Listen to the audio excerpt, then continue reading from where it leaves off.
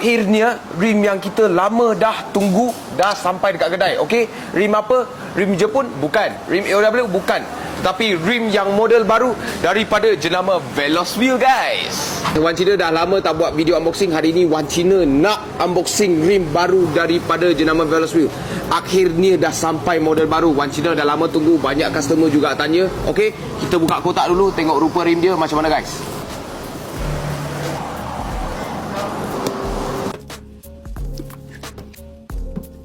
Okay guys, kita dah siap buka 4 set rim ini. Okay, so rim yang pertama kita nak cakap hari ni ialah TE37SL daripada jenama Veloswheel 15 inci hitam. Okay, sebelum ni dah ada TE37SL, tapi warna dia ialah kelabu kaki sini bibir krom dengan tengah dia krom. Tetapi SL ini lain. Ini SL yang lagi satu edition, iaitu tengah dia krom yang gelap dan tepi sini semua hitam matte dengan juga stiker merah jugalah. Okay, memang SL memang warna lah stiker merah dia. Okay, so rim yang kedua. Okay, sini ada 3 set tetapi rim yang sama lah, 16 inci ZE40. Okay, dah lama orang menunggu tentang Veloswheel yang baru 16 inci. Kenapa?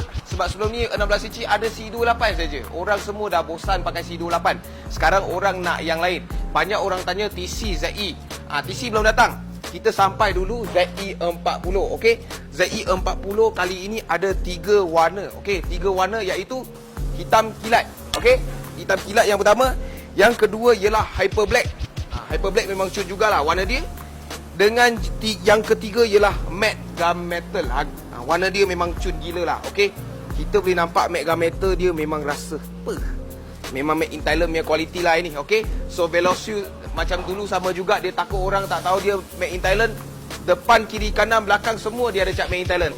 Dan juga spek yang untuk 4 set rim ini semua sama. Cuma 15 inci, dia 15 inci lah. Spek dia 7JJ, 3 offset 38. Sama juga 16 inci kali 7JJ offset 38. So untuk orang yang nak cun dengan fender pakai 4 set rim ini semua tak ada masalah. Okey, semua PCD 4x100.